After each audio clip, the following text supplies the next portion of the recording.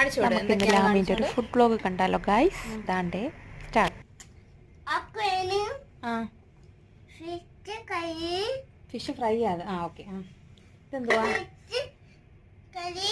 Fish curry. പിന്നെ അത് ചോറ്. പിന്നെ ഇത് ചമ്പോ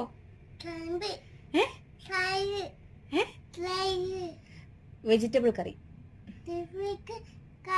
ഷെഫി കറി അല്ല, വെജിറ്റബിൾ കറി.